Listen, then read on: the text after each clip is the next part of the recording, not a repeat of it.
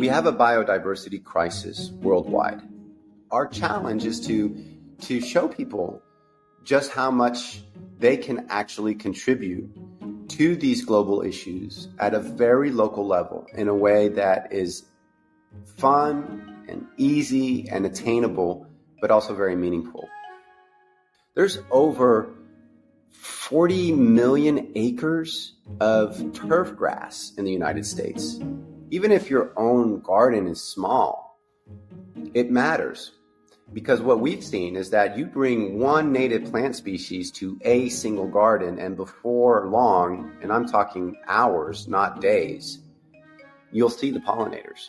They just somehow find that plant and they show up in your garden. So it is a really powerful thing that people can do. It is a pleasure to share this chat that I had with Tim Sallin about the work happening across Florida to help shift garden habitats at scale in support of biodiversity through the untapped potential of native plants. The Outside Collab brings together many minds with an aim to reshape Florida's landscapes in response to growing pressures from what is huge population growth and the impacts that this all has on resources, community, and climate. It is a unique context, but with insights here that could be relevant to so many of us worldwide.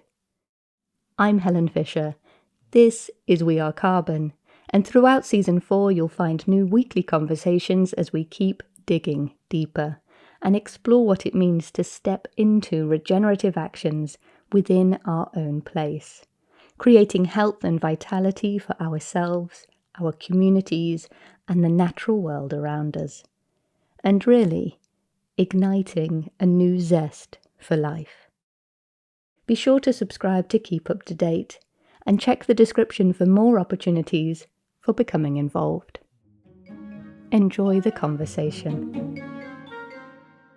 Hi Tim, thank you so much for joining us. If you'd like to kick us off with a quick introduction to yourself.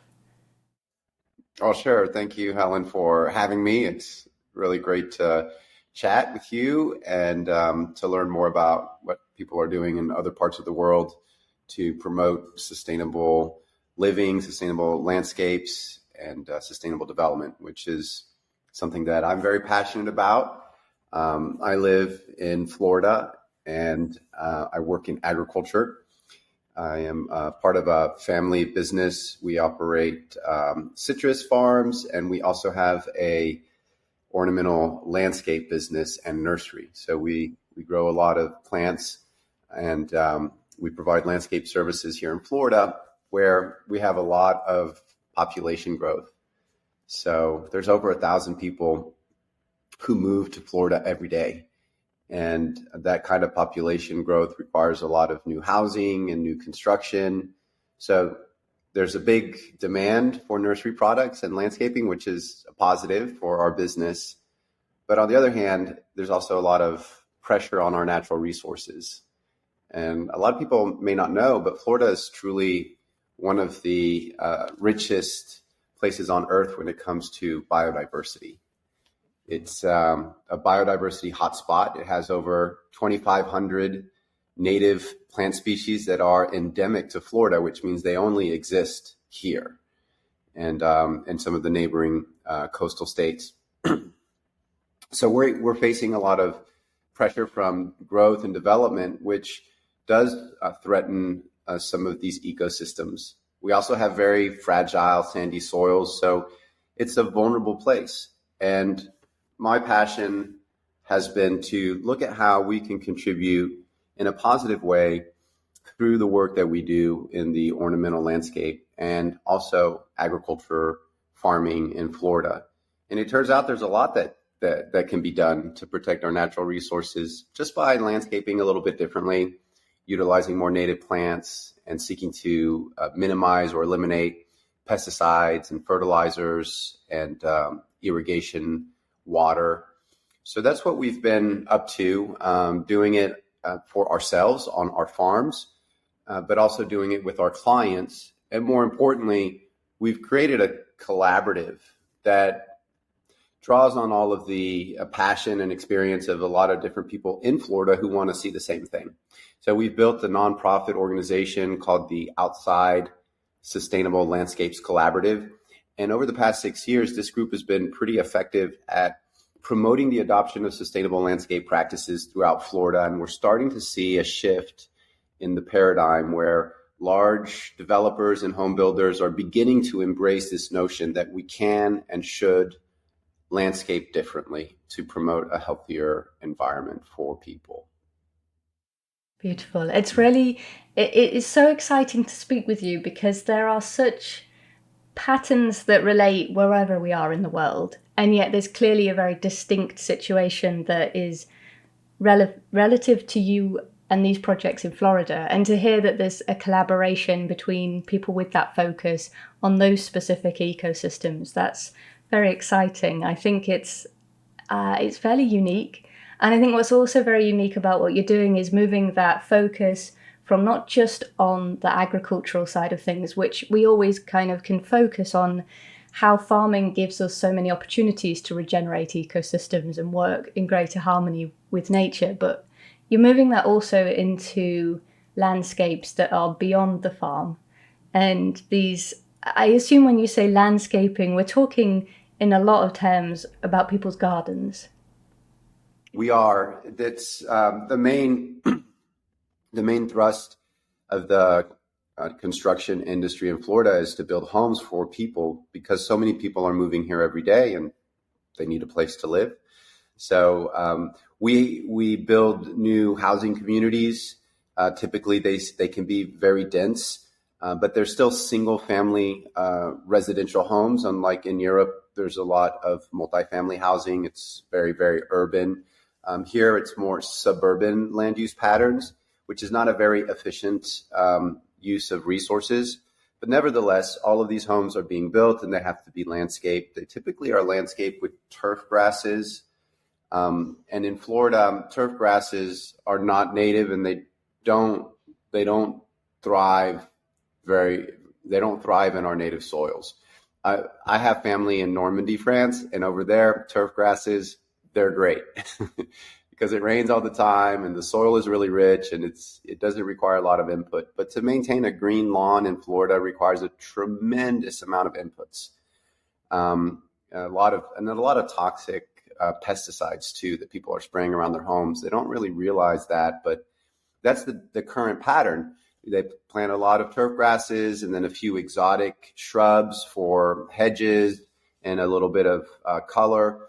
But it turns out being a biodiversity desert because none of these plants host any of our native pollinators or native wildlife. So we end up with a pretty sterile, lifeless landscape.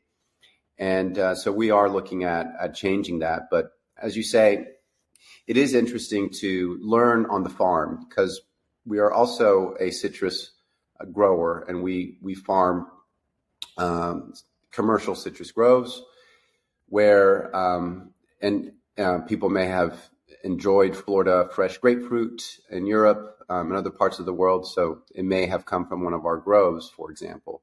But those crops also, we're learning how to farm regeneratively to utilize compost and cover crops and minimize and reduce herbicides and pesticides in order to build up the soil biology and to create a more regenerative system and also a system where the plants are supported by the soil activity. And that's important for us in Florida because we're dealing with a pretty terrible disease that's affecting the citrus trees. It's called citrus greening or HLB. And so our trees are sick and we believe that the reason they succumb to the disease is because the soils were impoverished in the first place from our traditional farming practices, or not our traditional, but our most recent farming practices, which relied a lot on chemical inputs. So we've started to make that pivot on the farming side, and we're learning a lot there that is directly applicable and translates to the home garden. So we can use the same composting practices.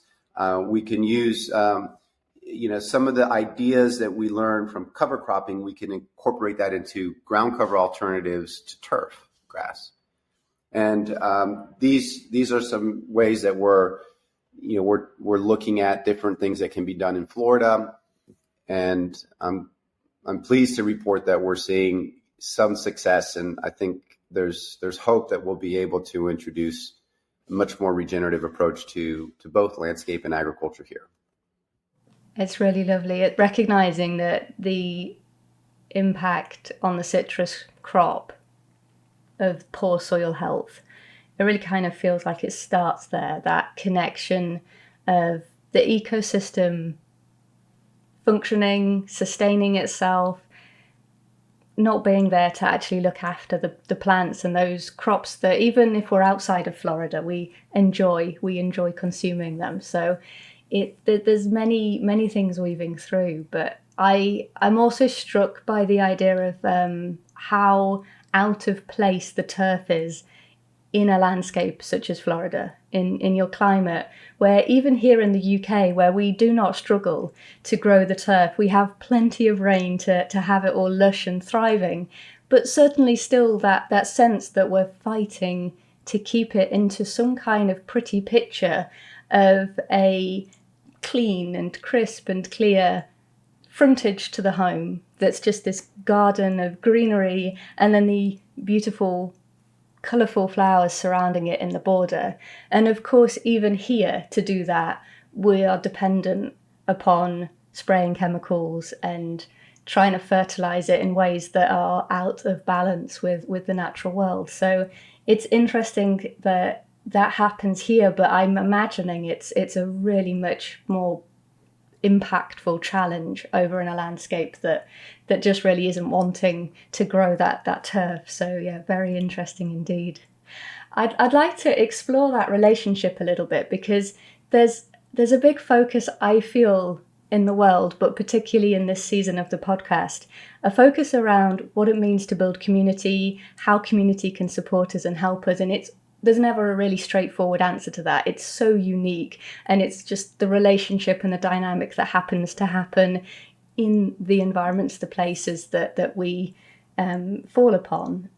In this particular situation, you are kind of nurturing and building a sense of community through the fact that the homes are being managed by one provider. Is that kind of the way it is? If somebody buys the home in this particular setup, and they're then part of a requirement to manage the land in the way that community is holding to?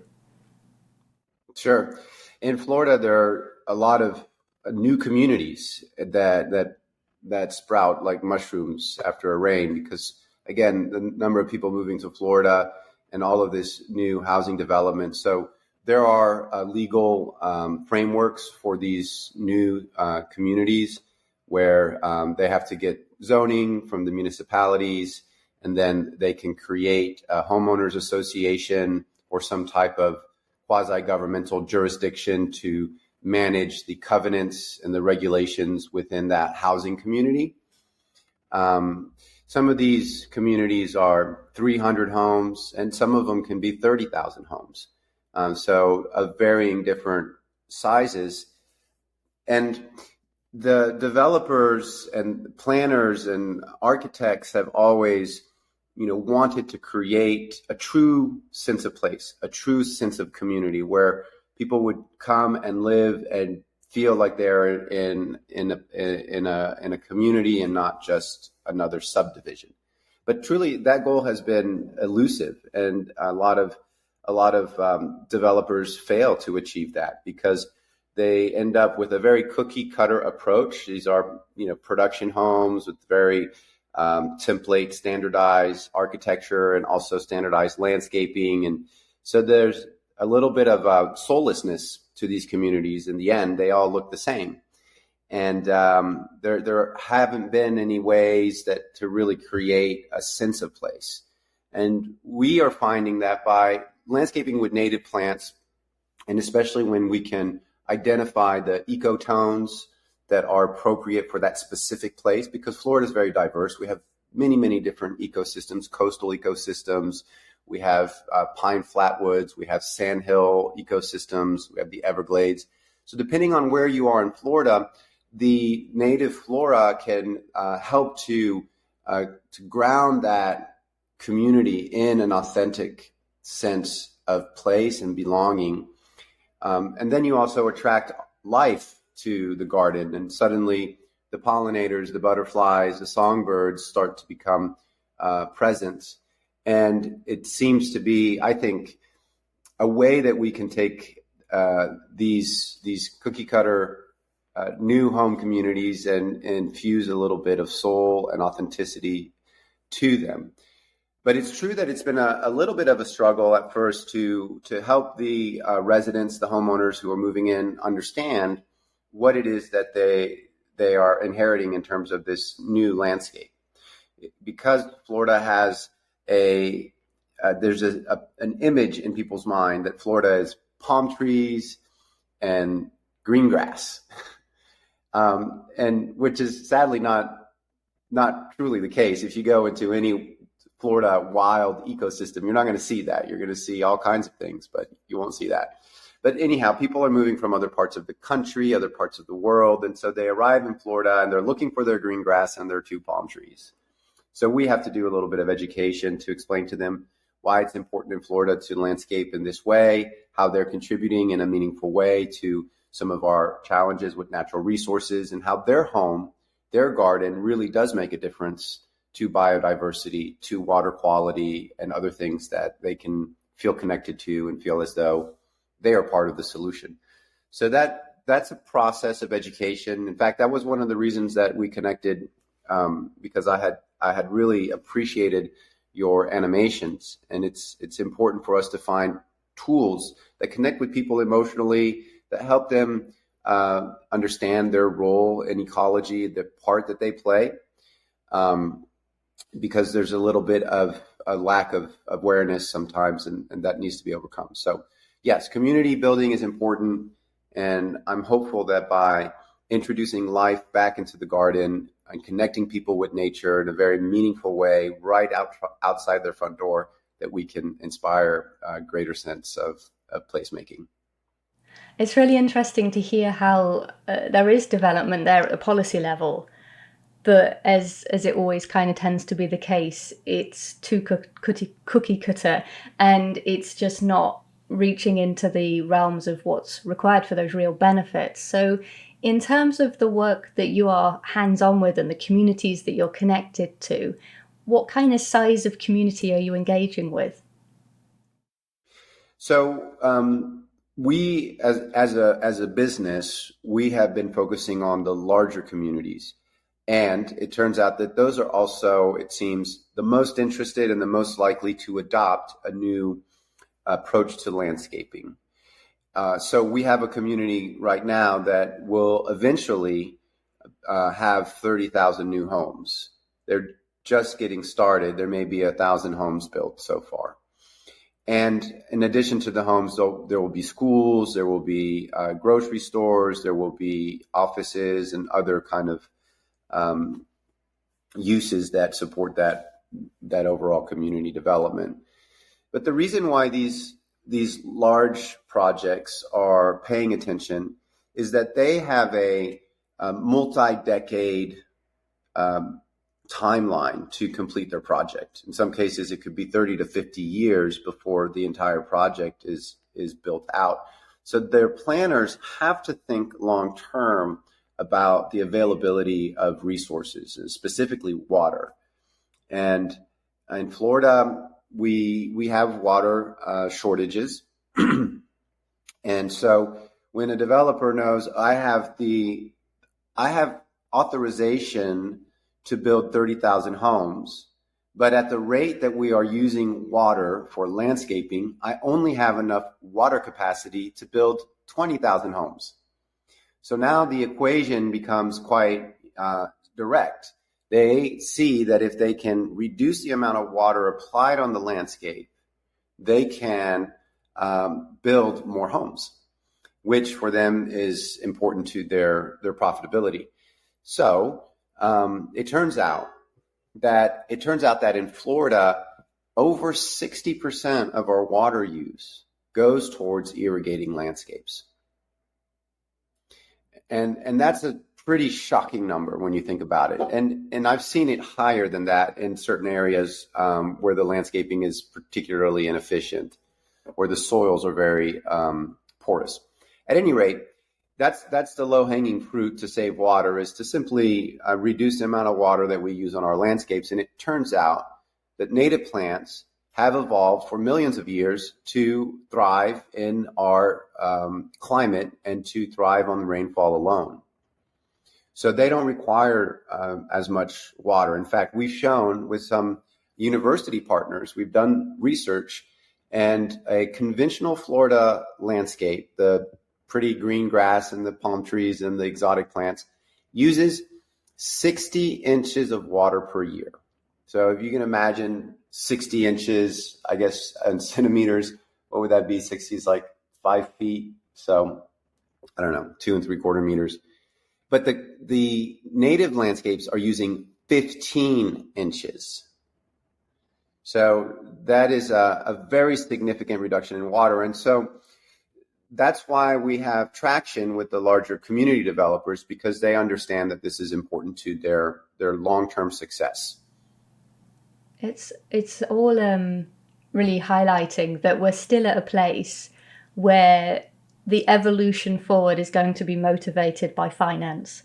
And it's useful, I think, to recognize where this ties into it, because we often think that there isn't a financial benefit to supporting nature. It's going to be less productive, but actually there's always, or nearly always, a very demonstrable profitability factor. And so it's interesting how this is in this particular situation. It's about the irrigation water, and huge numbers, very, very big percentages.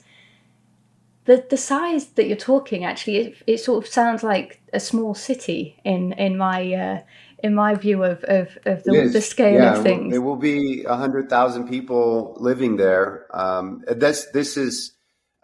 That's Florida, and there are communities like this, not just one. There are many communities of this scale in Florida that are happening at the same time to accommodate all of this influx. The people who are coming to Florida, they're coming here for our natural resources. They're coming here for the sunshine and the beaches and the springs and, the Florida lifestyle, which is dependent on the health and functioning of our underlying ecosystems. So if we don't focus on how to develop more sustainably, it will crash. There will be a reckoning.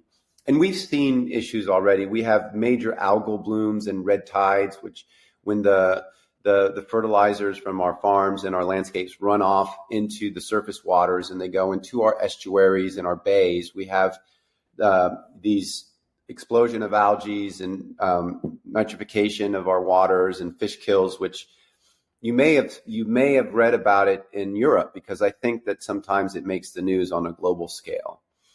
And that threatens tourism, that threatens the business economy. And so I think our policymakers are starting to understand. But when it comes to leading change for a more sustainable future, it's very important to focus on profitability, because you're right. We can invest in alternative models that are better for our environment, that are also better for the people and the economies that are involved. We just have to think about how to meet the needs of all of the stakeholders. We can't just focus on this is better from an environmental standpoint. It also has to be better from a cost standpoint. It has to be more beautiful, easier to maintain, easier to create, as well as being better environmentally. And then we can achieve all of those things. The adoption will be very, very quick. And that's been our focus, is to make sure that we listen to what the developers are saying and what the home builders are saying and what the municipalities are saying, so that we can try to address their objections and address their goals in the new model, so that when we propose an alternative model to landscaping, they can see that they've been heard and that their objectives are being addressed. I think that's a really good time to ask you, in terms of the homeowners, what are they saying when they have to take on these new approaches to their landscaping? What's the feedback that you get from them? So it's varied, of course. We have the homeowners who are like, "Where's my grass? Where's my turf?" And those are great conversation starters. We have a lot of homeowners who say, "Hey, we love what you guys are about. We love, this approach and being, part of a neighborhood that is really doing something different for the environment. But we would like to, more resources. Like, how do we buy the native plants, and where can we get pine straw for our mulch? And are there any service providers who can help us take care of this garden?" So it's been a variety. I think we get very few people who say, "We don't care about the environment. We don't care about any of this. We just want our old landscape back." There may be 5% like that. Most people are very supportive of the overall mission, and they want more information and more support for these landscapes to be more convenient and more successful. And I understand that, because we're still at the very early stages of deploying these types of landscapes at scale. So understandably, in the first few neighborhoods, there's been a learning curve, and there are things that were not executed to the potential. And so I think we're just getting better as we gain experience. And I think the residents and homeowners, they just want to know that they're going to be supported and these landscapes will be successful. Yeah. It's good. If I was a homeowner, what expectations would be on me with regards to how I manage the landscape? So in this particular community, and I think we'll see in others as well, there are standards that the homeowners have to comply with, including landscape standards. So these standards will include things like 75% of the plant species in the garden must be native species. There can be no more than 20% of the landscapable area in turf grass. All of the plant species, native and non-native and turf grass species, must be from an approved plant list, which is part of the standards document.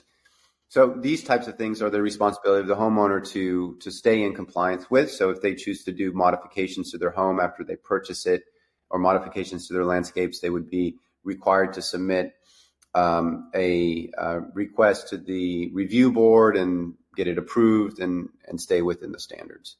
They're also responsible for taking care of their gardens, because the home builder and the community doesn't offer that as a service. So they have options to either do it themselves, or they can hire a company to do that. In some cases, they may even hire our company, and we work with a number of the residents to help maintain their gardens. So there's a big emphasis on the value of native species and helping people to ensure that it's practical, that they can support, grow, look after these native species.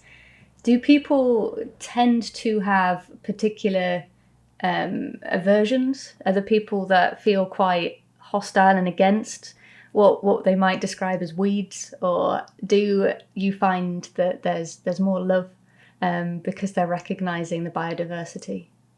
So some people are very passionate about the biodiversity and natives, and they do their research, and then they want to find out how they can get more plants to add to their garden to attract different types of pollinators. So we have that camp. We have the camp who is very grumpy and against.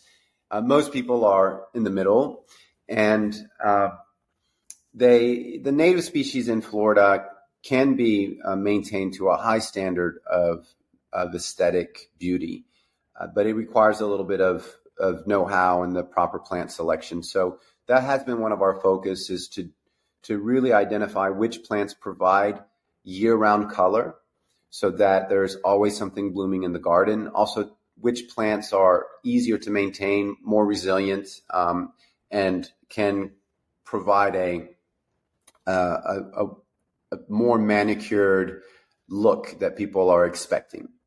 So we actually did some research plots.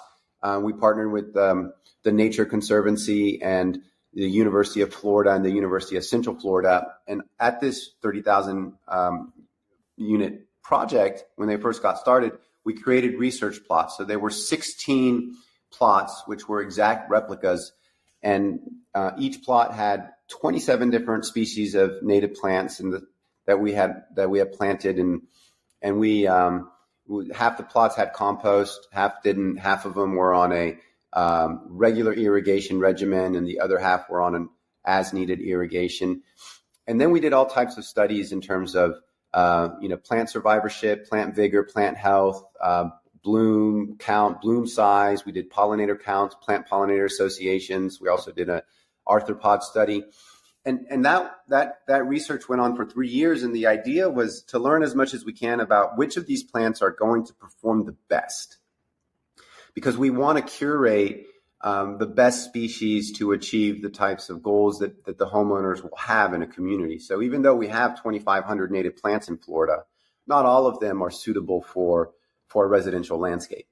And this is the work that's ongoing, which is why at the beginning, we're not going to be as successful as we possibly can be, because we need that experience. We need to grow into this. But that's been going on now for some time, and we're starting to really learn a lot. And I think we have the ability to deliver landscapes that the residents are going to love. It is. It's definitely an expansive learning journey. And when you're talking at this kind of scale and this level of investment of research, it can be as impactful as deciding what food we eat and the impact that has on the agricultural landscape. This is a big impact to the environment and our place. And I'm really grateful you brought up that we did connect because you saw one of the animations that I'd created. And this kind of is somewhere where I think we can kind of continue to engage with one another, is learning how we engage the audience with the value of native species. And it's diverse and it's unique to your situation and the different parts of the climate, the different parts of the globe that we're in. But ultimately, there are some common threads there. And I'm interested to learn a little of how do you have opportunities to engage and teach and learn from the people in these communities? Well, we have a contract to provide support services to the community. So we are offering free consultations.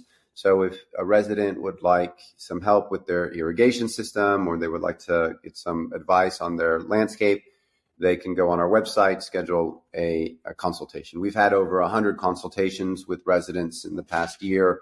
And so we're getting a lot of face time with the residents and hearing from them directly.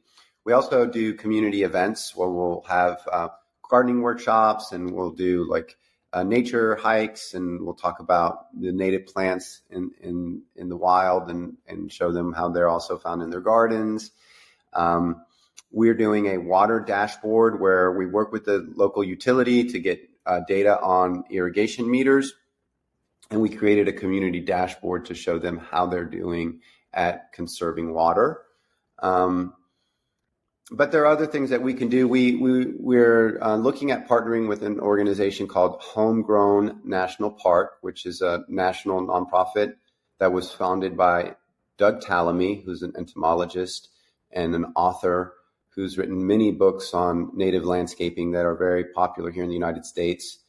And they have a way of engaging with residents to really help people understand just how much their individual garden matters. And I think that's true all over the world. People sometimes overlook this. We have a biodiversity crisis worldwide. There's over 1 million species threatened with extinctions. 33% of sharks are endangered. 40% of amphibians are endangered. There's been a 66% decline in insect populations. It's really quite startling when you dive into the statistics of biodiversity loss. Now, I'm not a pessimist. I believe that there's plenty of opportunity for nature to come back, but we have a responsibility as stewards. When we think about biodiversity loss, we think about habitat loss, and the loss of these habitats is the main driver that is causing the extinction of species. And when we think about habitat loss, we often assume that the approach is to conserve and to protect land. Certainly in the United States, we think of our national park system and all of the state and federal lands that are protected as the main buffer we have to protect these species. But in truth, we need to also recruit the residential garden into this effort to protect biodiversity, because there's over 40 million acres of turf grass in the United States.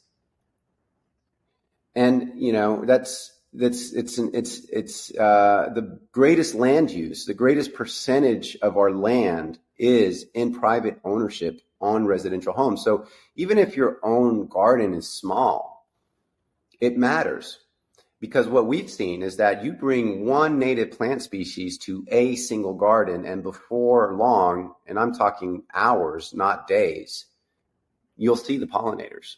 They just somehow find that plant and they show up in your garden. So it is a really powerful thing that people can do.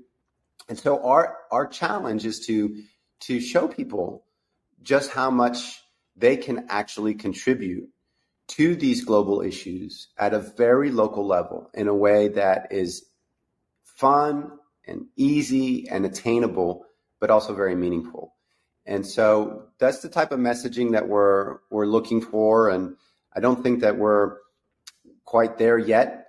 We need to learn to become better storytellers and partner with people such as yourself to really educate in an effective way. Fantastic. I absolutely love it. I love that you've answered my next question, but I'm going to kind of throw it at you anyway. And that is just a really quick fire answer that I'm kind of asking all of the guests on this season of the podcast. If people could take one step that's actionable in their day-to-day, what would it be that you'd recommend? Find a native nursery, purchase a few native plants and plant them in your garden, and see if you might fall in love with the idea of being a steward of your own garden. Absolutely beautiful. Thank you. Very succinct and very, very important. Thank you for sharing everything with us. It's fantastic. I find it very unique, a very unique conversation, a very unique circumstance of expanding that regenerative opportunity into such a large range of gardens. It's huge and it's evolving, and there's so much that emerges within it. So I've really appreciated speaking with you and would love to stay connected and see how we can learn from one another a little. But to leave us, would you like to share with people anything in particular about how they can learn more from you or continue to connect? Well, if people are interested in this project that I've described, we have a website called OutsideCollab.com. That's outside, COLLAB.com. We have some great YouTube channels as well. I personally host a podcast called The Ground Up Podcast, and we talk about all of these issues as well as issues relating to agriculture in Florida and the United States. So there's plenty of ways to tune in, and I encourage people to just, look at your own sphere of influence, look around your own garden, look within your own life. And there are ways that people can really have a big impact. Sometimes these problems seem too big to solve, and it feels like we have to rely on governments to fix them for us. But I don't believe that. I think that we can all make a difference, and it's the small things that really matter. And there's a lot of ways that everyone can connect with this type of work in their own locale. So that would be my message. Thank you so much, and best of luck with everything. Thank you very much, Alan. It's been lovely.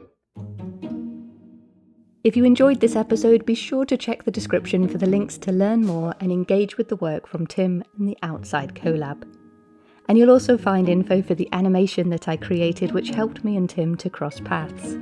It's fun, short, and part of an ongoing campaign that I'm working on now for helping communities to reconnect with the nature at their feet. Have a watch, and do reach out to me directly if you have an idea for what should come next. Don't forget to subscribe to keep up to date. I'm Helen Fisher. This is We Are Carbon, and let's keep figuring this all out together.